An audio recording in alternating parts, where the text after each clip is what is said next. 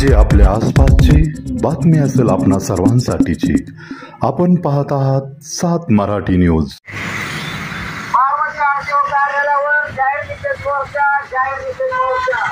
केंद्र व राज्य शासनाने ऑटो रिक्षा पासिंग विलंब शुल्क प्रतिदिन 50 रुपये आकारण्याचा जो निर्णय घेतलेला आहे तो निर्णय त्वरित मागे घ्यावा या मागणीसाठी आज ऑटो रिक्षा चालक मालक संघटना कृती समितीचा आरटीओ कार्यालयावर जाहीर मोर्चा।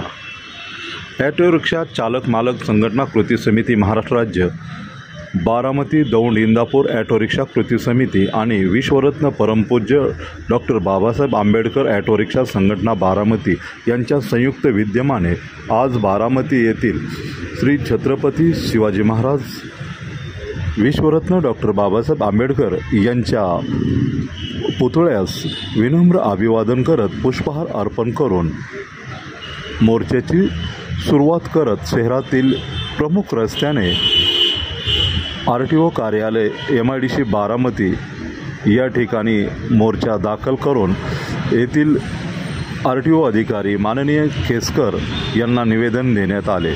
याविषयी आमचे बारामतीचे प्रतिनिधी विजय साबळे यांनी घेतलेला खास वृत्तांत आपल्यासाठी।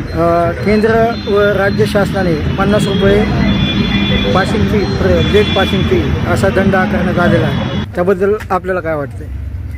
हा दंड घ्यायला नाही पाहिजे त्यांनी। रिक्षा एक भाडं मारल्यानंतर एक 2 तासांनी त्याला 50 रुपयाचं भाडं लागतं आणि दिवसाला जर 50 रुपये घालवायचे तर ते शक्य नाही आहे। त्यामुळं गरीब रिक्षावाला दंड भरू शकत नाही।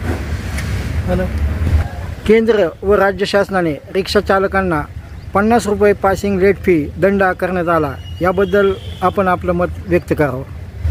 मुळात हा दंड चुकीचा केलेला आहे। रिक्षा चालक एक गरीब असतात, त्यांचं जीवन त्या रिक्षाच्या उत्पन्नावर अवलंबून असतं। अशा वेळेस रिक्षा चालकाकडून महिना 2 महिने लेट पासिंग केली जाते।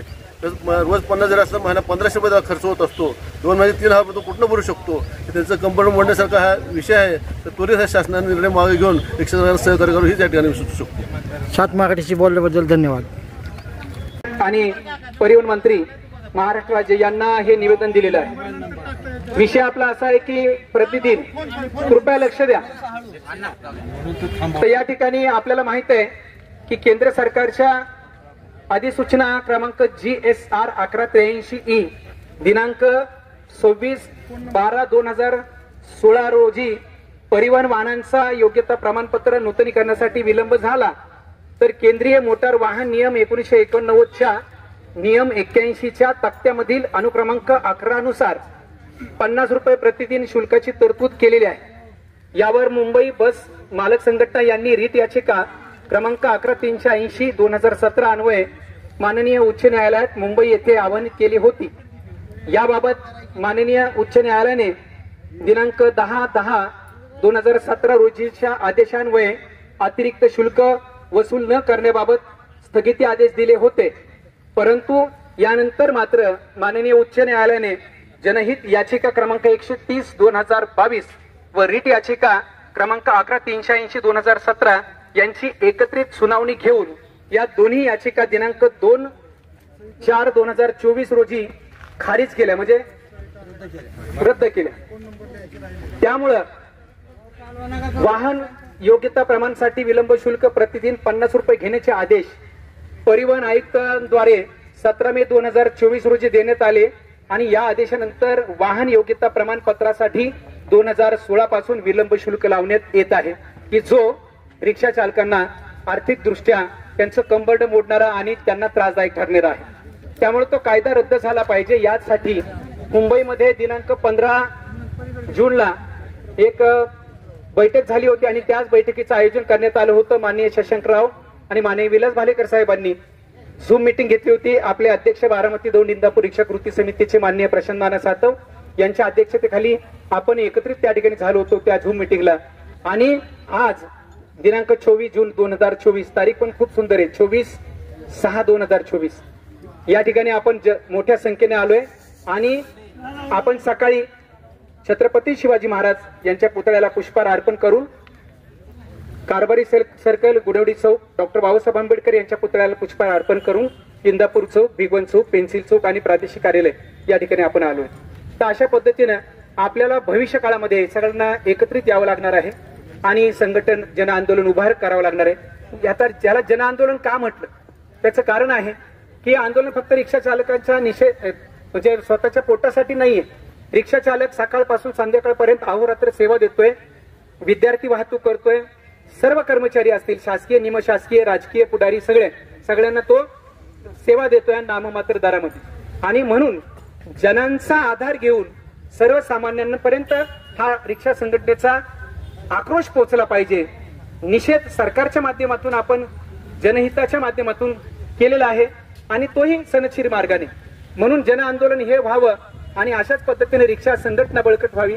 जाता जाता तुम्हाला एवढं सांगेन की बारामती दौंड इंदापूर रिक्षा कृती समितीच्या वतीनं भविष्य काळामध्ये 3 तालुके बांधले जाणार आहेत.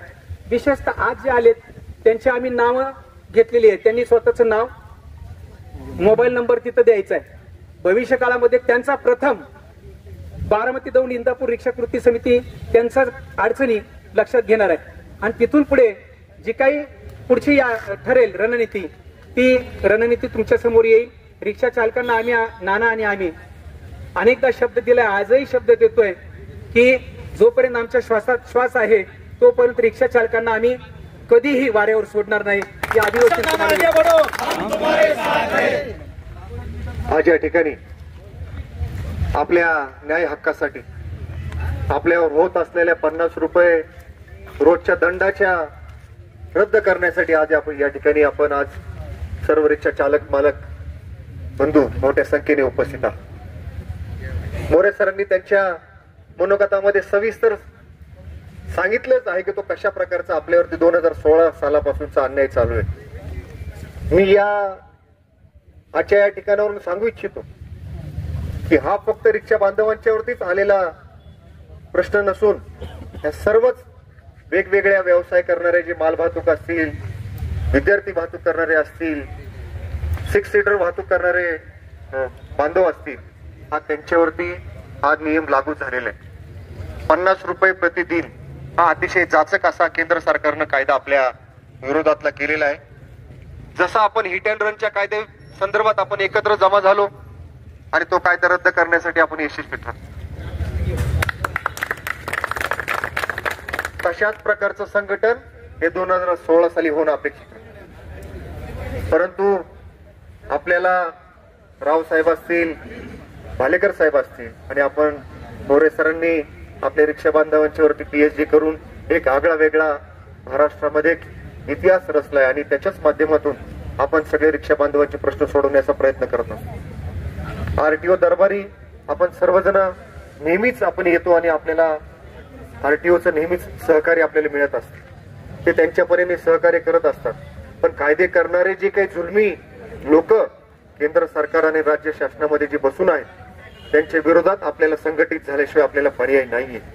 येणाऱ्या काळामध्ये जे बांधव आज आपल्या बरोबर या ठिकाणी आले नाहीयेत याचा अर्थ आपण संघटनेचे पदाधिकारी म्हणून आपली काहीतरी जबाबदारी त्यांना संघटित करण्याची आहे. बरेच जणांना त्यांच्या व्यवसायामधून त्यांच्या वैयक्तिक अडचणीमधून आज या ठिकाणी येता नाही आलं तरी देखील आपण त्यांना बरोबर घेतल्याशिवाय एक मोठं जन आंदोलन उभं केल्याशिवाय आपल्याला ह्या 50 रुपये प्रतिदिन आपला हा जो काही फिटनेसच्या रिलेटेडचा जो काही कायदा झालेला आहे तो कायदा रद्द करण्यासाठी एकजुटीनं आपल्याला सर्वांना आल्याशिवाय पर्याय नाही.